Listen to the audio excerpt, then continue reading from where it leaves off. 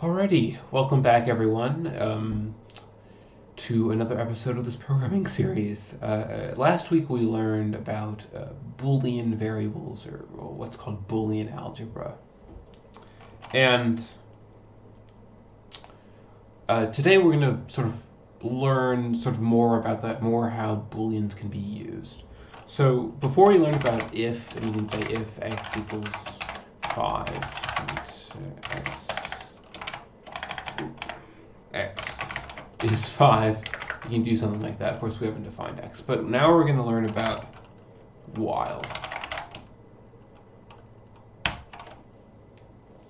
So what you can do with while, you can say while some condition, let's say while true, we can print, this will always run. So what this is going to basically do is at the beginning of the while, it's going to check the condition, sort of like you do with if. And because we have just a true, quote-unquote, literal here, it's going to just run this forever because it's going to say, okay, is it true? And then it prints, and then it checks again, is it true? Print. So we have, it'll always run because it's keep on going through a loop. This condition is always true, so it's going to keep on running. Now, of course, you can see it's sort of slowing down here, but it's typing it. It's going on forever.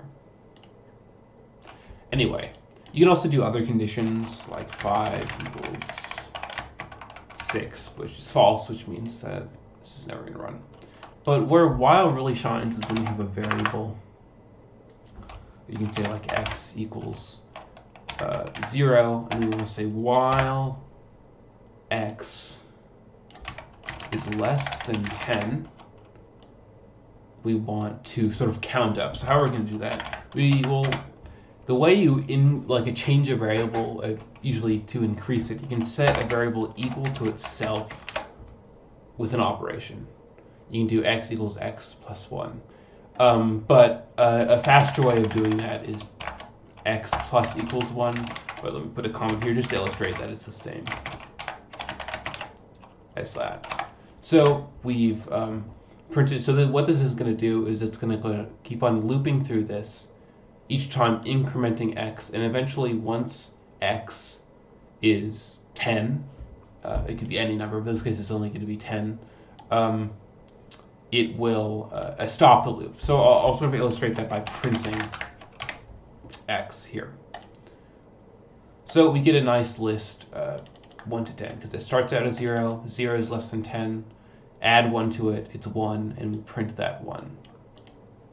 And then eventually once you have 9, 9 is less than 10, add 1 makes it 10, print 10, which we see down here.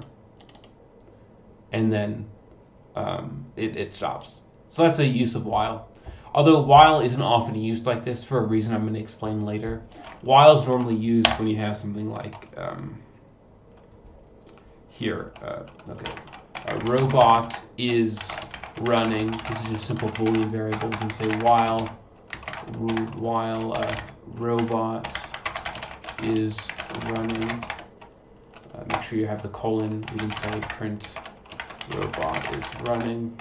And you can even, let's actually make a fun little program here. What if we want the user to be able to stop the robot from running? So I'll sort of explain. Hopefully this will illustrate when while is used. So we can say input, do you want to turn off the robot? And we can set that equals, so option. And we can check using if statements. We can make another little Boolean here, if option equals yes. What we can do is we can first of all print, okay, robot turned off. But we can also go back and say robot is running. I can spell running equals false. Make sure capital F, capital T, true and false. It's going to change that condition here.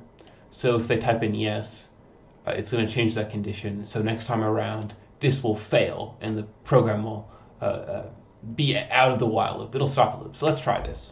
So do you want to turn off the robot? No, blah blah. It doesn't matter what we type here, but if we type yes, robot is turned off, and of course it stops because the while loop is shut down.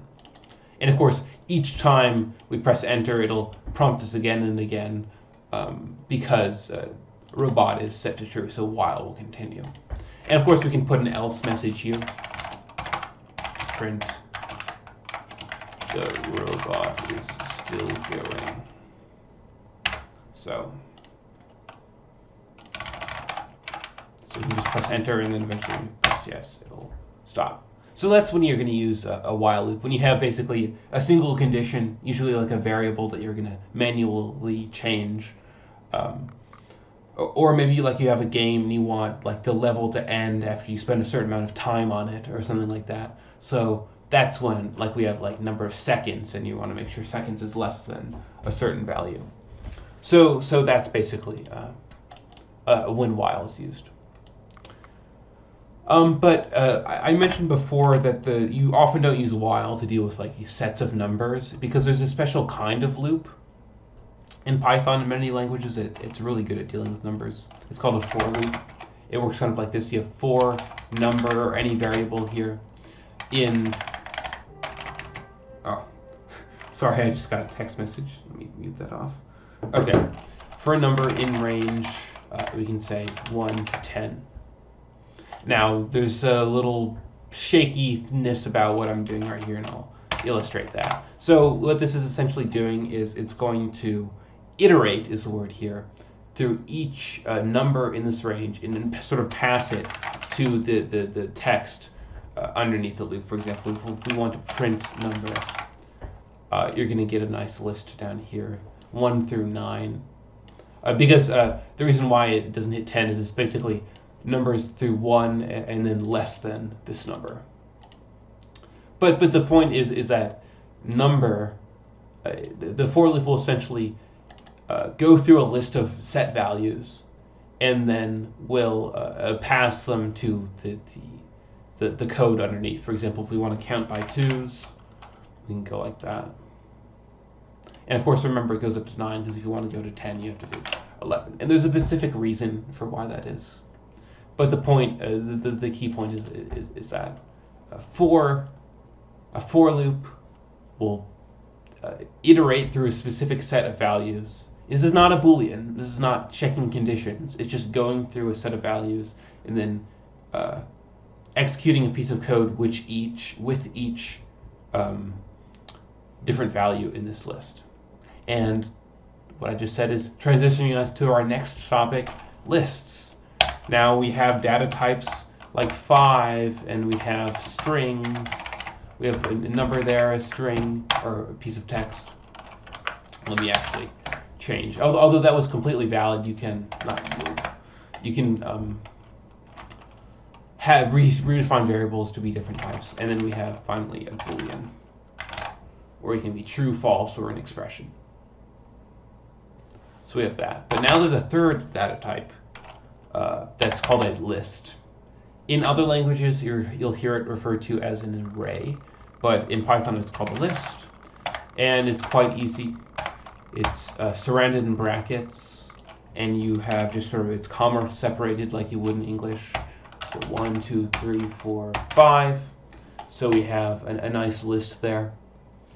And essentially what list is it's basically, before we thought of variables as being boxes to hold a piece of data, and lists are essentially a box that can hold more than one data type, more than one piece of data and data type, because we can put a true in there, some text. It doesn't have to be all the same. And again, this is really a Python only feature. In other languages they have it, but you'll notice that as you go on in your programming journey, that you can't have sort of stuff like this where you have multiple data types. That's not important. You don't need to worry about that. I just like to bring this stuff up just because it's interesting to me and sort of exposes you to the wider world of programming. But here we have this list. I'm going to remove this, not because it's wrong, but because it just is easier to illustrate what I'm going to be talking about with just a list of numbers. So we have a list, and we can print it, and you can see that, yep, all that data is stored in one box. Now, each element is a word. There's a lot of terminology with programming, and I'll be trying to use it so you sort of, it becomes natural to you. Is that each element in the list has an index. it starts at 0, so that's 0, 1, 2, 3, 4. So even though this list is 1 through 5, each element is given an index starting with 0. So think of it as like a box, and each thing in the box has a tag on it, like an ID, like if you think of maybe like a barcode on stuff that you buy at the store.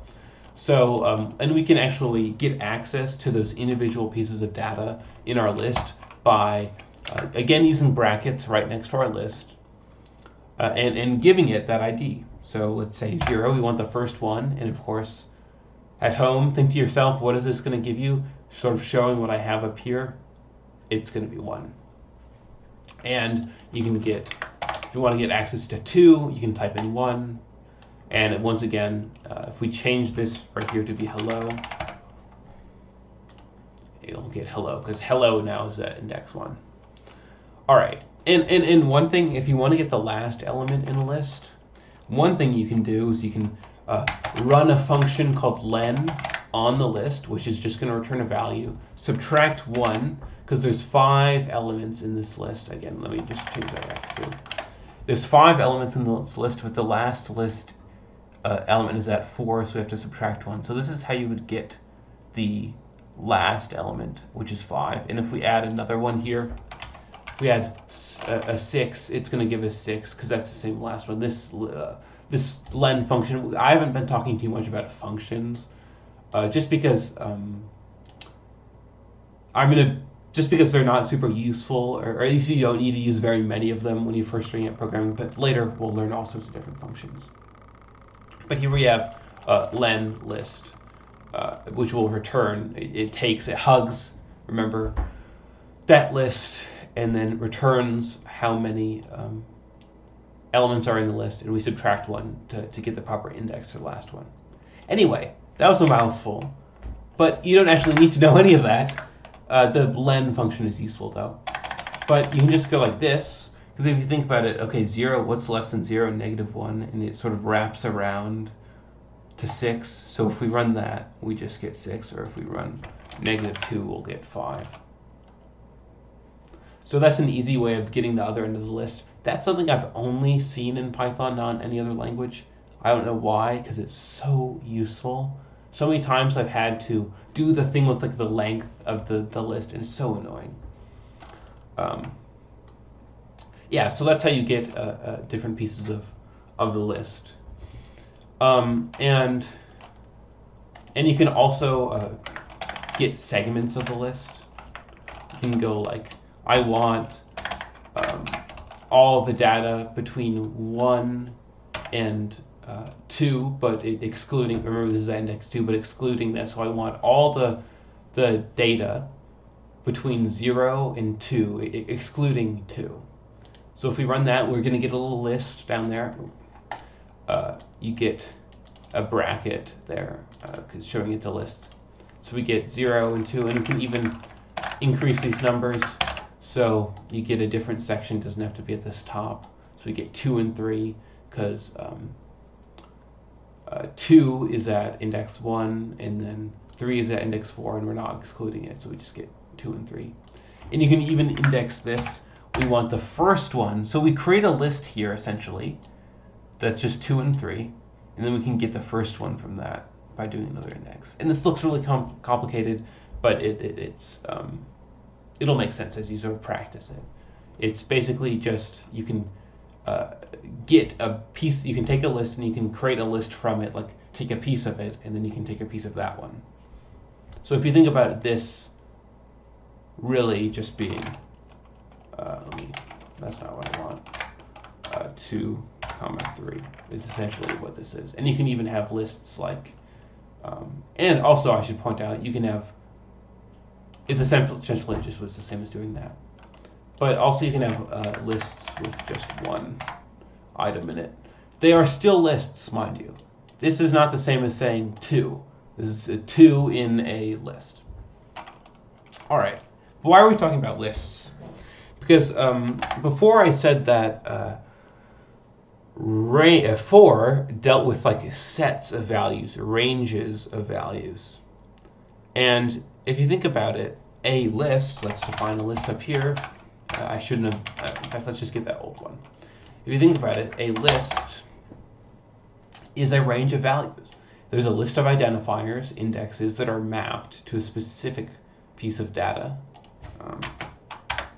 Make sure all the indexes are showing. And we can sort of iterate through these. We can go through each item in the list. It's very easy. We can say for item, I'm going to say element because that's, again, the proper terminology. For element in list, print.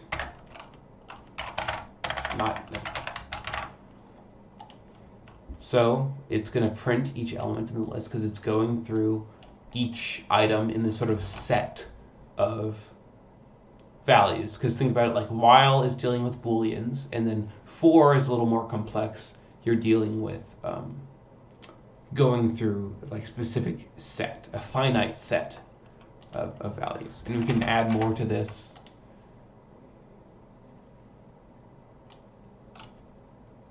To illustrate that, we can go. We can add more. It'll go through all of them. Now, this in keyword is pretty cool because we can also use an if statement. We can check to see if something is in a list. We can say if 7 in list, and that's a Boolean expression. So we learned another way to do Boolean expressions in. We can see if an element is inside the list. Now we can say if 7 is in list, we can say print 7 is in the list. And of course, else, it should be clear by now that you can say, you can have else statements. We say 7 is not in the list. Now, if we run this, you're going to get 7 is in the list because it's right there. I'm going to remove it. Click run. 7 is not in the list. It makes sense. But what if we want to have this be a variable? Now, we can go here and we can change it to 8, and that's easy. But there's these messages that have 7 in them, so we'd have to go into 8, change them to 8. But it's sort of annoying that, well, even if I make a variable that holds the number that we're going to use here, like x equals 8, put x right there. Well, I still have to go back because 8 right here is not a number. It's a it's in a string. So how am I going to do that? If I were to change this to 9, I'd have to go, okay, well, x is going to be the same as x is going to update, but this one, well, you can actually fix that pretty easily. Print allows you to do that. What you can do is you can say x comma x comma. So what this is going to do is it's going to print x, then a space, and then the rest of this. And we probably want never mind. So I was going to say we can put a space here, but we don't need to.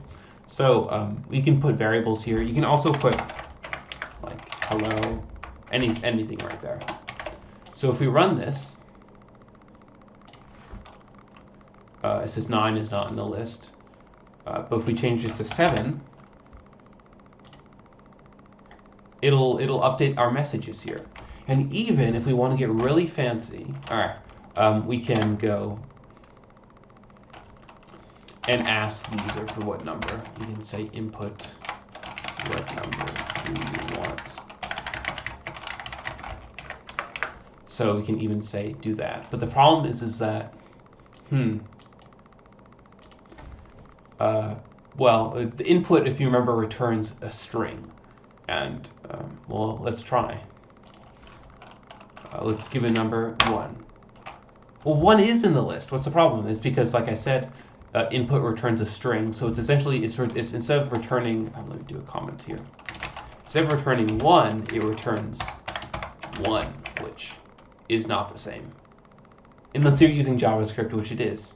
Again, sort of more interesting programming things, but here they're not the same. So what we can do is, this is not something I talked in the live lesson, but I'm going to just show it here.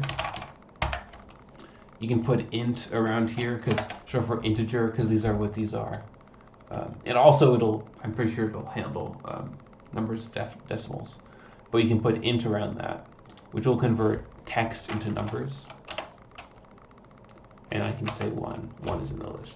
So that's sort of an interesting use of dealing with lists with a nice in keyword. And now the last thing I want to talk about is some more things with list. First of all, something sort of tricky is that in our first lesson, I think in person, I mentioned that each letter on a computer has a number. And that's because, well, it just makes sense that a computer deals with numbers, not letters intuitively. So it makes sense to sort of assign letters to something a computer is more familiar with, so to speak. So when you have a string, this is actually a list of numbers that correspond to letters. So if we can go here and say for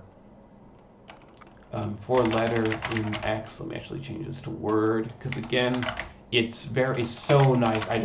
Something about this makes me so happy when you have a line of code like this that's sort of almost like an English sentence. It's very beautiful. We can print word letter, and we get hello. We get each letter in the word, which is really cool. And maybe you thought about this, but we can also see if E in hello, right, in word, print E is in the word. So we can even check to see if letters are in the word, and then it is. So that's sort of a cool thing you can do.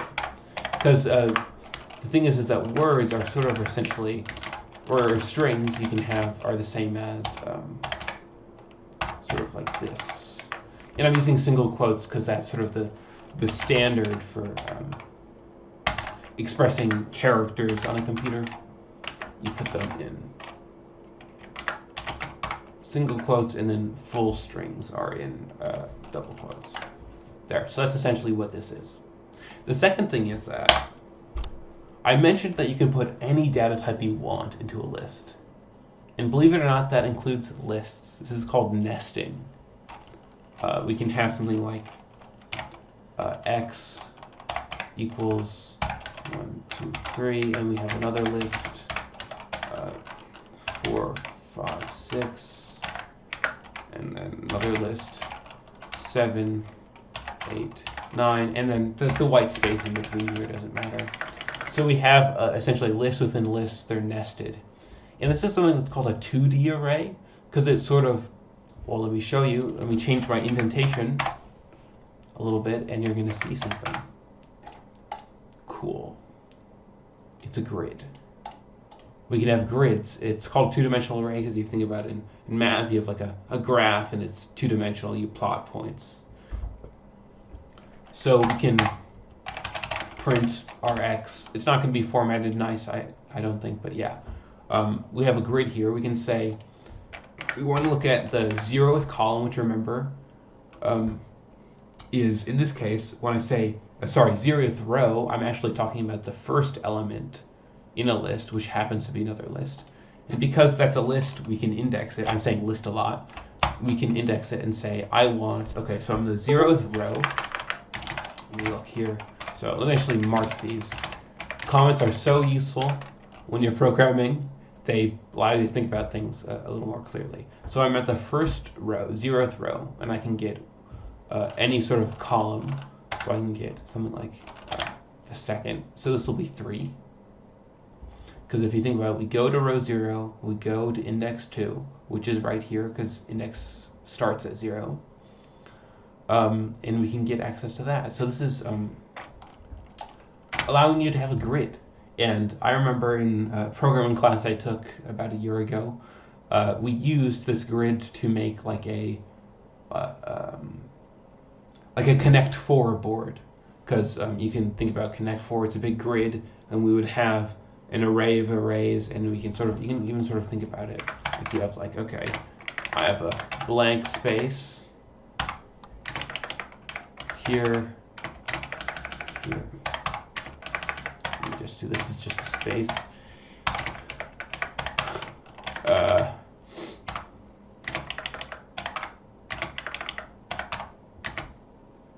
And then maybe you have like an X, and then someone plays an O here. So you can sort of think about how the many possibilities of what you can do with two-dimensional arrays. It may be a little bit sort of frustrating thing to think about at first, but it's very cool, very useful. All right, so that's about all we have today. We learned about different kinds of loops. We learned about lists and how those two sort of coincide, and also a lot of sort of interesting things about what you can do with lists and loops together. So, well, thank you so much for watching. Hope you enjoyed.